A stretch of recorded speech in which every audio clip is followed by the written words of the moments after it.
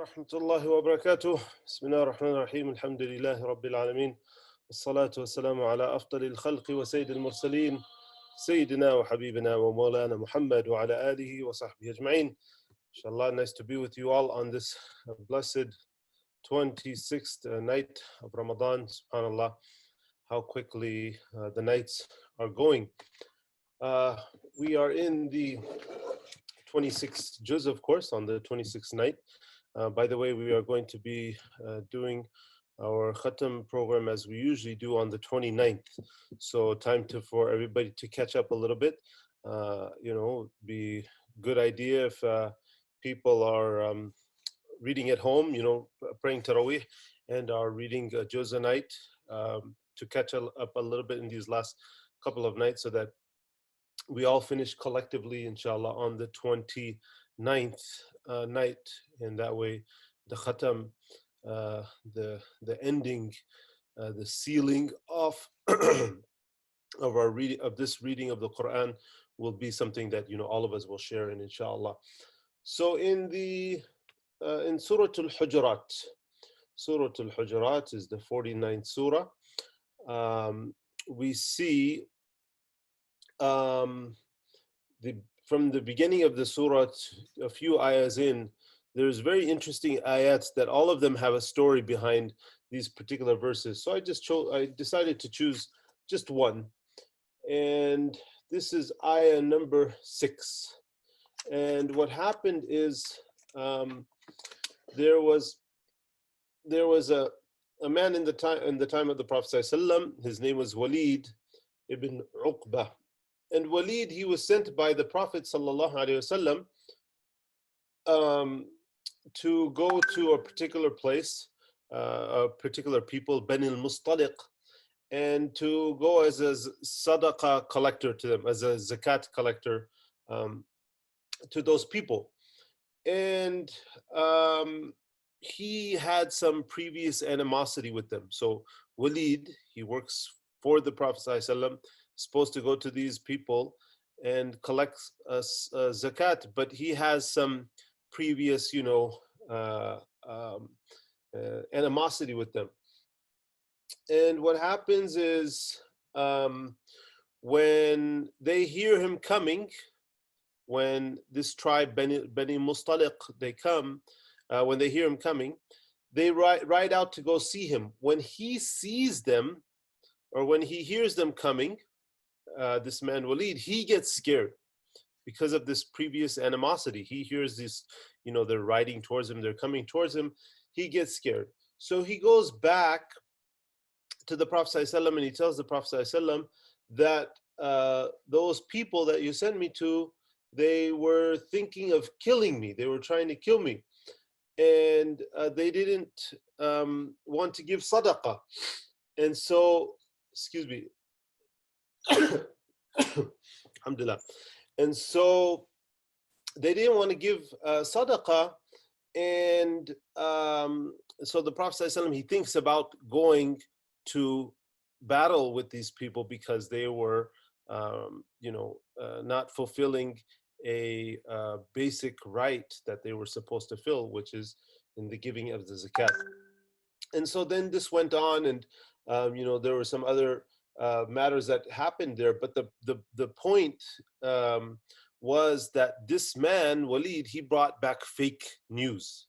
Right? This is a big news. This is a big buzzword in this day and age, right? He brought back fake news, and Allah Subhanahu wa Taala, He responds and He says, "Ya ayyuhalladhina amanu in ja'akum fasiqun binaba'in fatabayyanu an tusibu qawman bijahalatin fatusbihu ala ma fa'altum nadimin." Says, "Oh, you who believe, when a fasiq comes to you, when a fasiq is somebody who's went off of the obedience of Allah. When somebody who has gone off has come to you with some news, verify that news, right? And verify that news so that it may not cause confusion, and then somebody is going to do something that somebody is going to regret as a result of hearing that news." And I thought I chose this particular ayah because I thought this is so pertinent to today's world, right? There's so much there is so much propaganda, so much news being flung around from different parties, different political parties, different political players, and even news channels themselves have agendas, and they're bought out, or they're sold out to certain political parties or ideas. And what we find is a whole load, a whole lot of fake news, false ideas, false reports constantly being thrown at us, being bombarded with it. In fact, if you read the news, you find that there's these other countries are even engaging in the propagation of false news, so that people will buy into it, and then they will therefore lean towards one political party or whatever it may be. So what we learn from this ayah, and what we take from it, and what we have to act upon, is the fact that when we hear something, we verify it. Don't believe, this is what we tell our kids from when they're young. Don't believe everything that is told to you, right? Don't believe everything that is told to you. Verify it, check it out, investigate it.